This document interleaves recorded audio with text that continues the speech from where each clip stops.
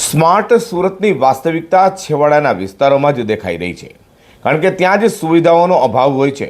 તો સુરતના ઉનપાટિયા વિસ્તારમાં આવેલા ગુલશન નગરમાં ભર ચોમાસે પાણીની સમસ્યાને લઈને લોકોએ વિરોધ નોંધાવ્યો હતો.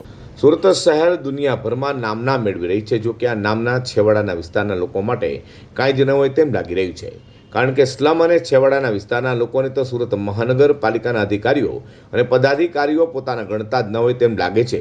તે છેલ્લા 15 દિવસથી પાણી માટે વલખા મારતા લોકોનો રોષ ફાટી નીકળ્યો હતો. સુરતના ઉધના ઝોન વિસ્તારમાં આવેલા ઉનપાટિયાના ગુલશન નગરમાં હુસેનિયા મસ્જિદ સામે 15 દિવસથી પાણી ન આવતા લોકોમાં રીતસરનો રોષ જોવા મળ્યો છે. નાહવા ધોવાની વાત તો ઠીક, પીવા માટે પાણી ન મળતા સુરત મહાનગરપાલિકાના તંત્ર સામે સ્થાનિકોમાં ઉકળતો ચરો જોવા મળ્યો હતો. સાંભળો શું કહી રહ્યા છે અહીંના સ્થાનિકો. यहाँ 10 से 12 दिन हो गए, पानी नहीं आता है ना, पानी का बम्बा भी नहीं बेचते ना, बोलने जाओ तो कहते हैं पाइप की लाइन फुटेली है, बन जाएगी, सुबह पानी देंगे शाम को देंगे, पीने का पानी तक हम लोग को है नहीं, और पानी छोड़ता तो मेला पानी आता ना. यहाँ का कॉर्पोरेटर कौन सा अभी तक क्या मुंह दिखाने आइला नहीं है यहाँ पे. तो अभी आप क्या चाहते हो? पानी दो, वेरे बराबर लेते. उस दिन म्यूनसिपालिटी वाले आए तो तीसरे माले तक चढ़े, हमारे पत्रों के रूम के भी वेरे डाल रहे, बोले ऊपर चढ़ चढ़ के देखेंगे.